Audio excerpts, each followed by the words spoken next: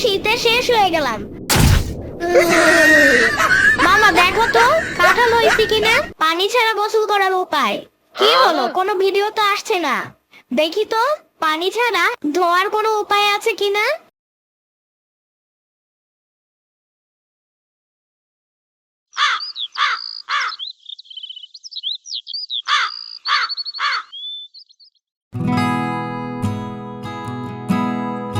ইয়ামিন, এই ইয়ামিন, ওঠো তাড়াতাড়ি, সকাল হয়ে গেছে।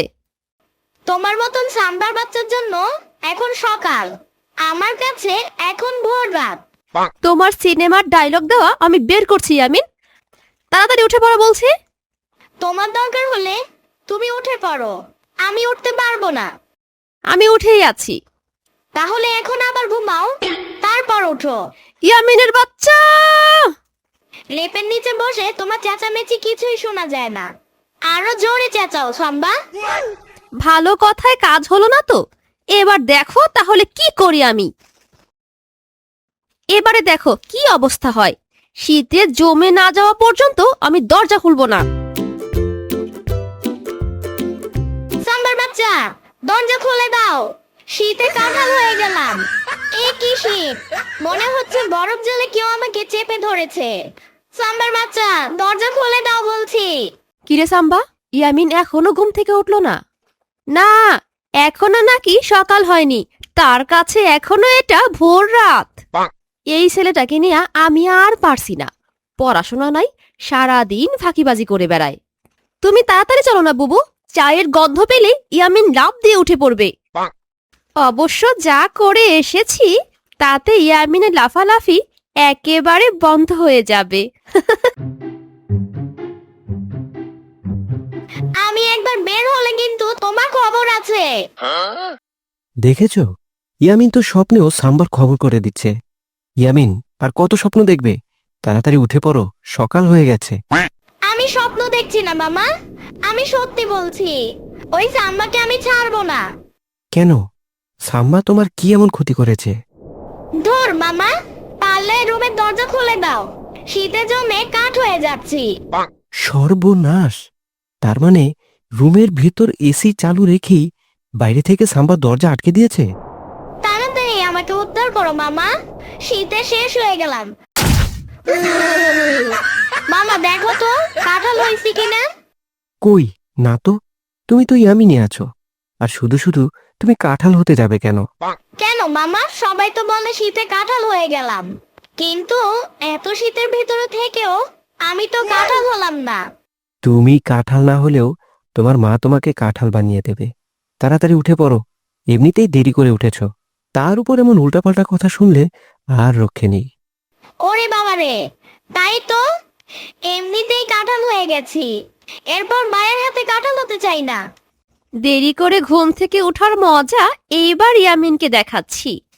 একবার চা পেটে পড়লে বুঝবে শীতকাল কাকে বলে। পানি ছাড়া গোসল করার উপায় কি হলো? কোনো ভিডিও তো আসছে না।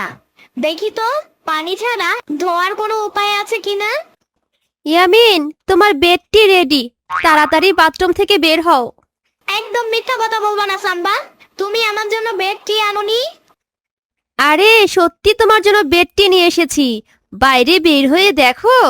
কোথায় সাম্বা? তুমি তো আমার জন্য বেডটি নিয়ে আসোনি।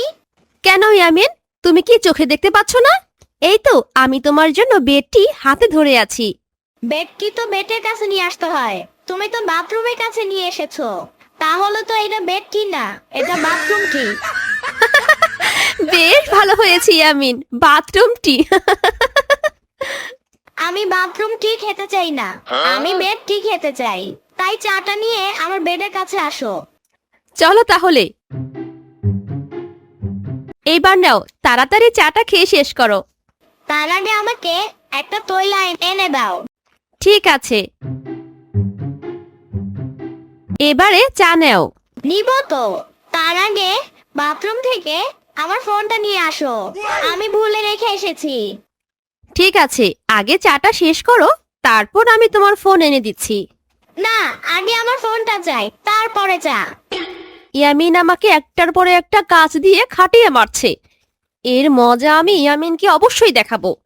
সকালে এই সাম্বার বাচ্চা আমাকে ঘুমাতে দিল না।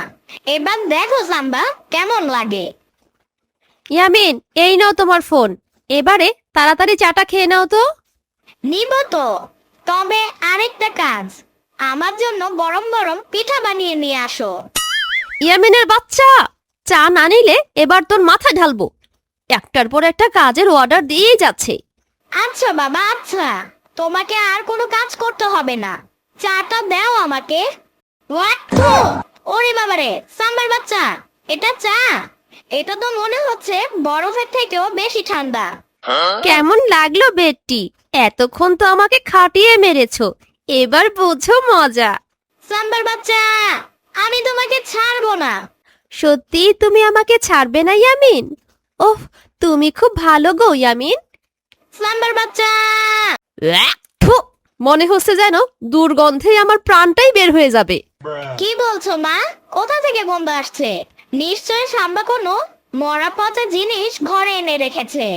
দুর্গন্ধের জন্য এখন আর মরা পচা জিনিস ঘরে আনতে হবে না। আমরা তো দুর্গন্ধকে সাথে নিয়েই বাস করছি। তুমি নিশ্চয়ই সাম্বার কথা বলছো আম্মু। সত্যি, ও নিজেই একটা গন্ধ। ওর সাথে এক বাড়িতে আর থাকা যাবে না। চুপ করো ইয়ামিন, আমি সাম্বার কথা না, বরং তোমার কথা বলছি। তুমি শেষ কবে গোসল করছো তা তোমার মনে আছে ইয়ামিন? খুব বেশি দিন হয়নি তো আম্মু, এই তো গত সপ্তাহে পুরো এক বালতি জল মাথায় ঢেলে গোসল করেছি। এক বাটি?